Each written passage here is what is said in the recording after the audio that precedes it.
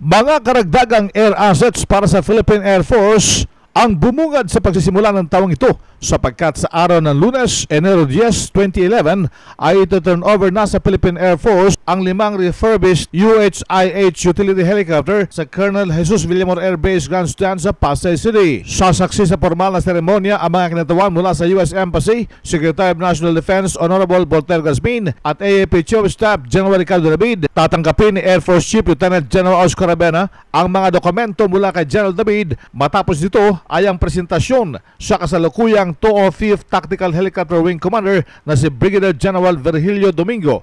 Agad na susunod ito ng blessing ng air assets bago ito ideklarang operationally ready for mission dispatch ayon sa opisyal na tagapagsalita ng Philippine Air Force, Lieutenant Colonel Miguel Ernesto Col. Ito yung tinatawag naming POTUS, no? That stands for yung President of the United States commitment given to the former administration by also a former President of the United States, si President George Bush.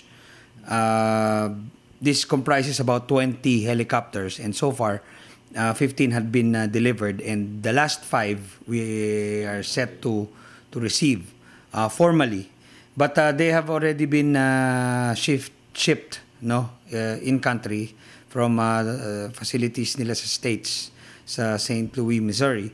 And dumating po yan December 18, nilipad po yan ng mga ating mga test pilots sa 205th Tactical Operations Wing, Helicopter Wing I should say.